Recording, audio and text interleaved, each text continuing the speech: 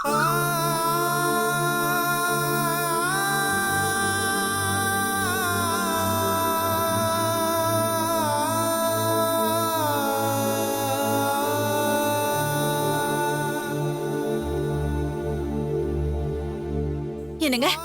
என்னங்க என்ன ஆச்சுங்க உங்களுக்கு?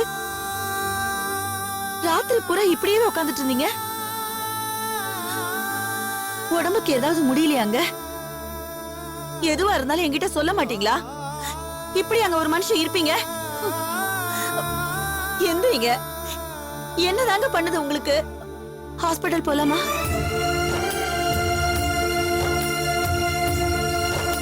ஆஸ்பத்திரிக்கு போய் சரியாகிற வியாதி இல்ல லட்சுமி. இது தீராது. நான் சாகுற வரைக்கும் தீர போறதில்ல. ஐயோ, ஏன் இப்படி பேசுறீங்க? தயவு செஞ்சு மனசு விட்டு பேசுங்க. என்னதாங்க உங்க பிரச்சனை? தெரியலையம்மா, எனக்கு நானே தான் பிரச்சனை. என் புத்தி தான் பிரச்சனை. என் மனசு பிரச்சனை. நான் செஞ்சுக்கிட்டு இருக்கிறது, செய்ய முடியாம தவிச்சுக்கிட்டு இருக்கிறது எல்லாமே பிரச்சனையா இருக்குது லட்சுமி. பிடிக்கலையே, என்ன எனக்கே பிடிக்காம போயிட்டு இருக்கு பாரு லட்சுமி. அதான் பிரச்சனை.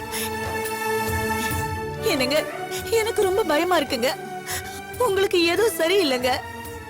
நீங்க முதல்ல கிளம்புங்க, ஹாஸ்பிடலுக்கு போலாங்க. மருந்து மாத்திரையில குணமாகிற வியாதின்னு நினைக்கிறியா?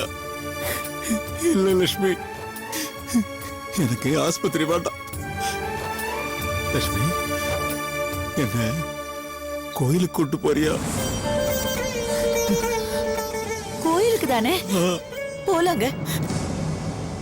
ஆனா ஏன் இப்படி திடீர்னு பேசுறீங்க? அத முதல்ல சொல்லுங்க. எனக்கு ரொம்ப பயமா இருக்குங்க. வாய் விட்டு சொல்ல துப்பு இல்ல லட்சுமி. நான் கண்ணீரால கரைச்சுக்கிட்டு இருக்கேன். இல்லங்க, இது சரியில்லை. சரி, நீங்க போய் குளிச்சிட்டு வாங்க. நம்ம கோயிலுக்கு கண்டிப்பா போவோங்க. வாங்க வாங்க. பாத்து, என்னங்க இப்படி பண்றீங்க? ராத்திரி பூரா தூங்காம இருக்கீங்களே, உடம்பு என்னத்துக்குங்க ஆகும்? கடவுளே.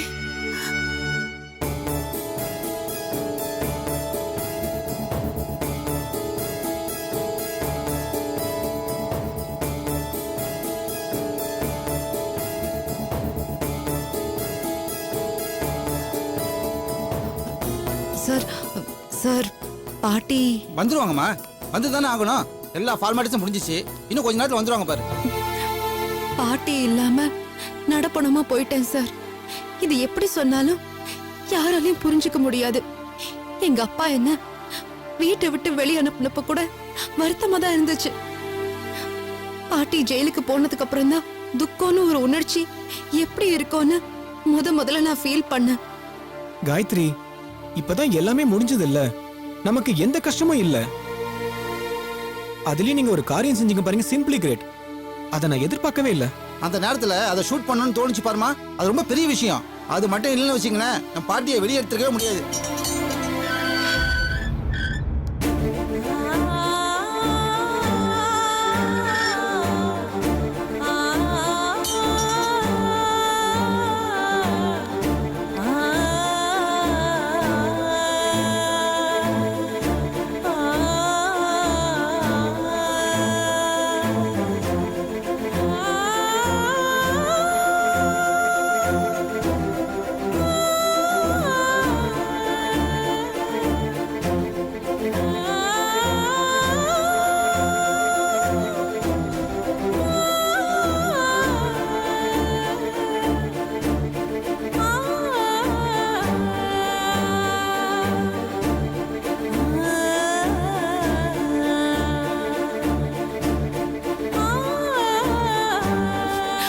பாட்டி, எனக்கு இது போதும். வாழ்க்கையில இதுக்கு மேல எனக்கு ஒண்ணு வேணாம். நான் ஜெயிச்சிட்டேன் பாட்டி. உங்களை வெளியே கொண்டு வந்துட்டேன் பாட்டி. IAS பாஸ் பண்ணா கூட எனக்கு இப்படி ஒரு சந்தோஷம் கிடைக்காது.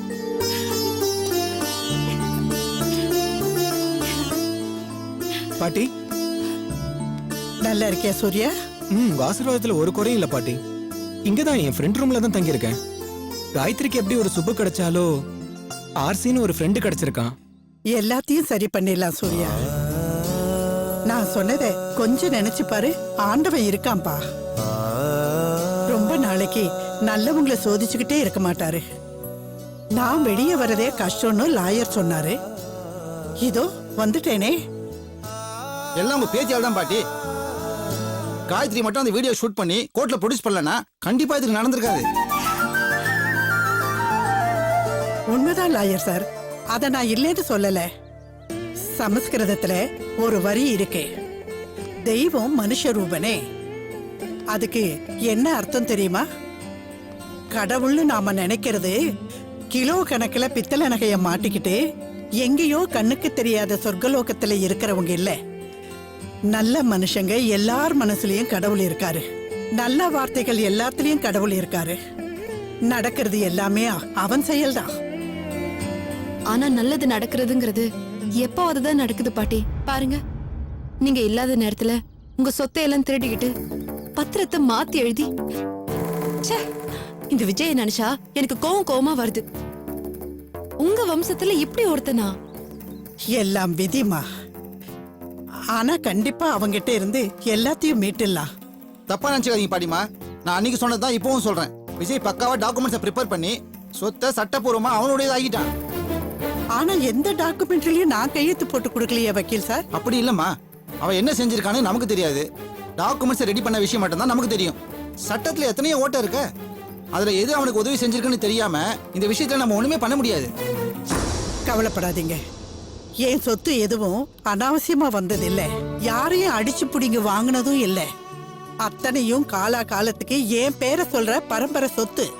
எனக்கு நம்பிக்கை இருக்கு, எப்படி நான் வெளியே வந்தேனோ அதே மாதிரி என் சொத்தும் எனக்கு திரும்ப கிடைக்கும். எப்படி சொல்றீங்க பாட்டி? சொன்னேனேம்மா, நான் கடவுளை நம்புறவா. தெய்வம் மனுஷ ரூபனே. இதுக்கு உதவன மாதிரி அதுக்கும் ஒரு உதவி வரும். எப்போ, யார் மூலமா, எப்படி வரும்னு வேணும்னா என்னால இப்ப சொல்ல முடியாம இருக்கலாம். ஆனா நடந்தே தீரும். நம்பிக்கை வேமா. அது சரி, இந்த டிரைவர் என்னானா? இன்னைக்கு அவனையும் ரிலீஸ் பண்ணிடுவாங்க. நீங்க ஒன்றும் கவலைப்படாதீங்க பாட்டிமா. பாவம் சார்.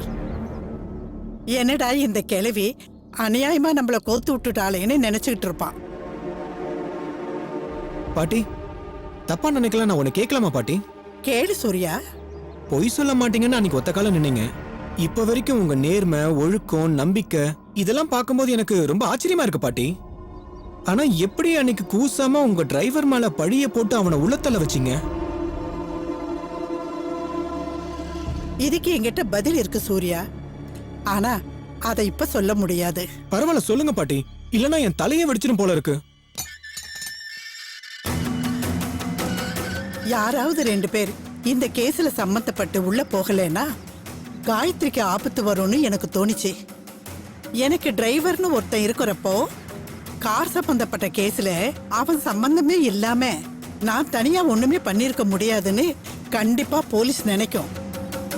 போலீஸ் அவனை கூப்பிட்டு தனியா விசாரிச்சா அவன் ஏதாவது சொல்லி வைப்பான். திரும்பியும் காயத்ரி மேல சந்தேகம் வரும். எதுக்கு வம்பு? சம்பளம் வாங்குறவனுக்கு சங்கடத்திலையும் பங்கு இருக்குன்னு அர்த்த சாஸ்திரத்துல சாணக்கியர் சொல்லியிருக்காரு. ஆனாலும் பாவம் பாட்டி அவன். நான் மட்டும் என்ன பாவின்னா சொன்னேன்? பாவம்தான். ஆனா நான் அவனை அப்படியே விட்டுட மாட்டேம்மா. கண்டிப்பா அவனுக்கும் அவன் குடும்பத்துக்கும் என்னென்னைக்கும் உதவுற மாதிரி ஏதாவது நல்லது செய்வேம்மா. அதுக்கு முதல்ல உங்க சொத்து உங்க கைக்கு வரணுமா பாட்டிமா? வரும் சார், கண்டிப்பா வரும். வர வைக்கிறேன் பாருங்க.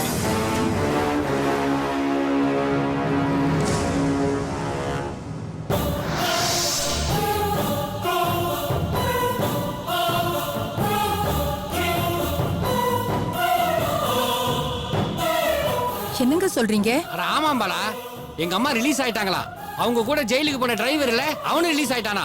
பஜார்ல அவனை பார்த்து பேசிட்டு தான் வரேன். அவன் தான் இந்த விஷயத்தை என்கிட்ட சொன்னான். ஐயோ, இப்ப என்னமா பண்றது? அண்ணே, நேரா பாட்டி இங்க தானே வருவாங்க. வரட்டுமே, இப்ப என்ன? ஏண்டா, நீ போலியா பத்திரம் ரெடி பண்ணி கையெழுத்து போட்ட விஷயம் உங்க பாட்டிக்கு தெரிஞ்சிருக்கும்ல? அவங்க ஒண்ணு சும்மா விட்டுருவாங்களா என்ன? கண்டிப்பா விட மாட்டேன். நீ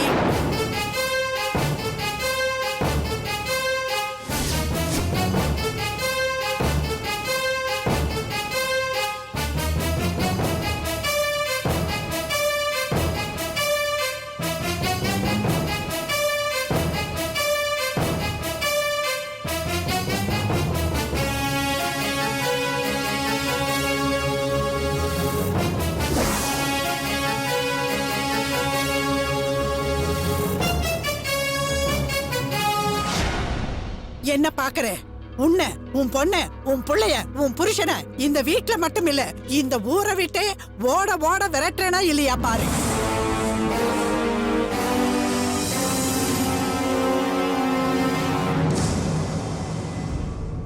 மானம் கெட்டவனே, தடிமாடு மாதிரி வளர்ந்திருக்கிறியே, உழைச்சி சம்பாதிக்கணுங்கிற எண்ணம் கிடையாது உனக்கு?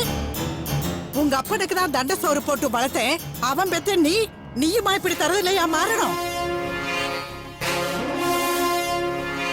எப்படியோ போய்க்கிறேன் பாட்டி. என்ன இப்போ? பை தி வே, இங்க எதுக்கு வந்திருக்கீங்கன்னு தெரிஞ்சுக்கலாமா? நீங்க தான் இந்த வீட்டை என் பேருக்கு மாத்தி எழுதி கொடுத்துட்டீங்களே. சீ, வெக்கமா இல்ல உனக்கு? போயும் போயும் பாட்டி சொத்தை அபகரிக்கிறியடா. நீ எல்லாம் என்ன ஜென்மண்டா? இதெல்லாம் நிலைக்காதடா. உன்னையும் உன் கும்பலையும் கோர்ட்டுக்கு எடுத்து நார வைக்கல, என் பேரை நான் மாத்திக்கிறேன். ஆஹா, அருமையான ஐடியா அத்தை. உங்க பேரு ரொம்ப பழமையா இருக்கு. பேசாம மாடர்னா ஒரு பேர் வச்சுக்கிறீங்களா? பிரியா, பிரீதா, திவ்யா, நிவ்யான்னு சின்னதா ஒரு 3 இடத்துல பேர் பாருங்க. வாய மூடுறி.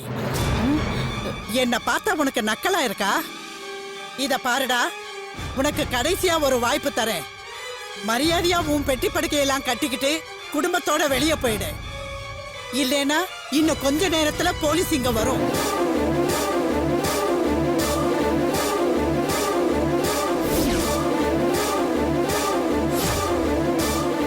போலீஸ்னா நாங்க பயந்துருவோமா? அப்படியே வந்து அவங்க கேட்டாங்கன்னா, என் பாட்டி எனக்கு எழுதி கொடுத்த வீட்டை இந்தம்மா அவங்க வீடுன்னு சொல்றாங்கன்னு சொல்லி பிளேட்டை மாத்தி போட்டுருவேன். பாக்குறீங்களா?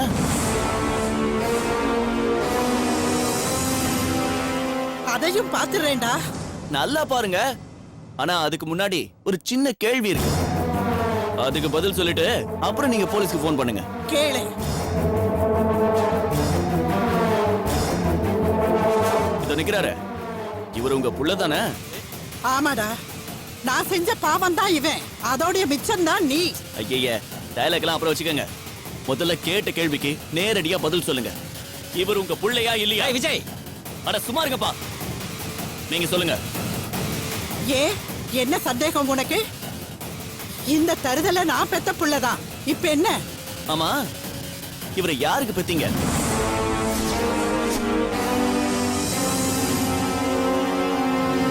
என் தாத்தாவுக்கு தான் பெத்தீங்களா இல்ல வேற யாருக்காவது பெத்தீங்களா?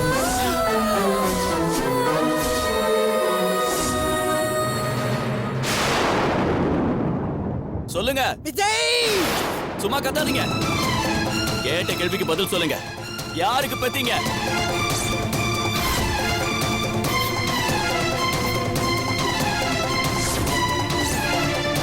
தருதலங்கிறீங்க, தண்டசோருங்கிறீங்க, உருப்படாதவங்கிறீங்க. நீங்க என்ன வேணாலும் சொல்லிக்கங்க, நான் வேணான்னு சொல்லல. ஆனா என் கேள்வி ரொம்ப சிம்பிள் பாட்டி. இவரை என் தாத்தாவுக்கு தான் பெற்றிருந்தீங்கன்னா நான் இவ்வளவு முயற்சி எடுக்காமலேயே சொத்தெல்லாம் இவர் பேருக்கு எழுதி வச்சிருப்பீங்க. அதை விட்டுட்டு ஊர் பேரு அட்ரஸ் இல்லாத இவ்வளவு கூட்டிட்டு வந்து சொந்த பேத்தி மாதிரி இந்த வீட்டுல வாழ வைக்க நினைக்க மாட்டீங்க. விஜய், மனசாட்சி இல்லாம பேசுறீங்க. ஏய், அப்படிதான் பேசுவேன். நான் கேட்டதுல என்ன தப்பு? டேய் விஜய், சும்மா இருங்கப்பா.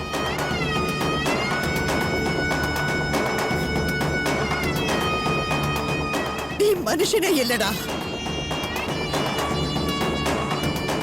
என்ன பார்த்து இப்படி ஒரு வார்த்தை கேட்கறதுக்கு உனக்கு எப்படிடா மனசு வந்தது? கேவலம் இந்த சொத்தா, இந்த வீடா?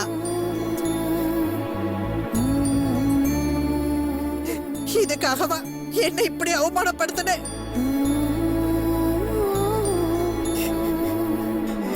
இத்தனை வருஷம் நான் வாழ்ந்த வாழ்க்கையே ஒரு நிமிஷத்துல அர்த்தம் இல்லாம பண்ணிட்டியேடா.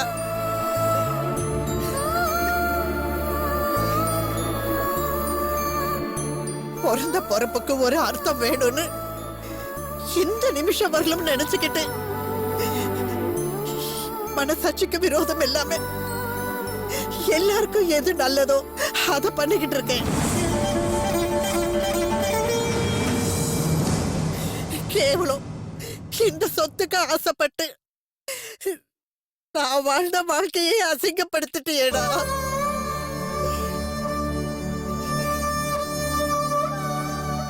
என்ன கொலைக்காரின்னு சொல்லிருக்கலாம், கொள்ளக்காரின்னு சொல்லிருக்கலாம். திருடி அகங்காரி திமிர் பிடிச்சவோ இப்படி என்ன வேணாலும் சொல்லிருக்கலாம். பெத்த பிள்ளைய ஏன் உதாசீனப்படுத்தினேன்னு கேட்டிருந்தேனா அதுக்கு நான் பதில் சொல்ல கடமைப்பட்டவ. ஆனா இவனை ஏன் புருஷனுக்கு தான் பெத்தையான்னு கேட்ட பாரு. இதுக்கு மேல என்னடா இருக்கு?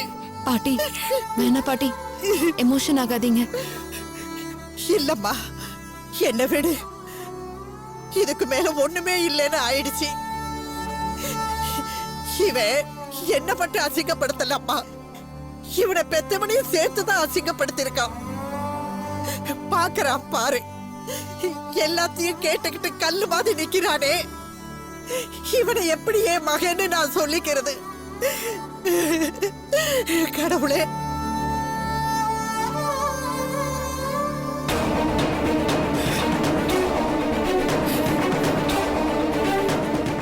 இல்ல இதுக்கு மேல இங்க எனக்கு எதுவுமே இல்ல. இவனோட பேசினா பாவம், இவன் எதுக்கு நின்னா பாவம், இவனுடைய மூச்சு காத்து என் மேல பட்டா கூட பாவம். வேணாம் காயத்ரி, நம்ம போயிடலாம். பாட்டி போயிடுறேப்பா, போயிடுறேப்பா. இந்த வீடும் வேண்டாம், இந்த சொத்தும் வேண்டாம், எதுவுமே வேண்டாம். சந்தோஷமா நீயே இருந்து அனுபவிச்சுக்கோப்பா. உன்னை பெத்தவங்களையாவது நீ நல்லபடியா பாத்துக்கோ. நான் போறேன், நான் போயிடுறேன்ப்பா, நான் போயிடுறேன். பாட்டி பாட்டி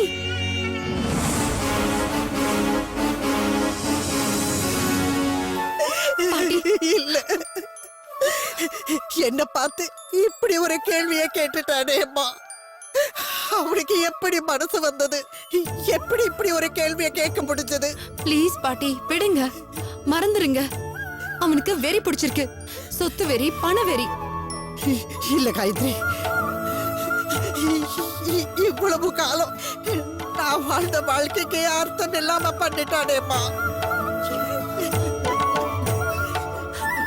எனக்கு தலை சுத்துற மாதிரி இருக்கு, படப்படான்னு வருதுப்பா. பாட்டி ப்ளீஸ் கொஞ்சம் கண்ட்ரோலா இருங்க. விஜய் எப்படியாவது சரி பண்ணிடலாம். இல்லப்பா, இனிமே அவனை யாராலையும் சரி பண்ண முடியாது. அவனுக்கு பைத்தியம் பிடிச்சிருக்கு, புத்தி கெட்டு போச்சு. இனிமே திருத்த முடியாது பாட்டி, இனிமே திருத்தவே முடியாது.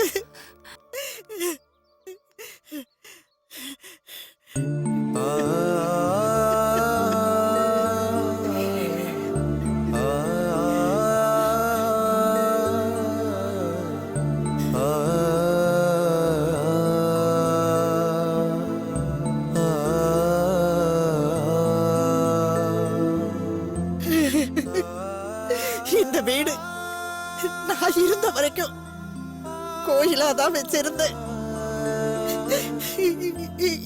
இனிமே எப்படியோ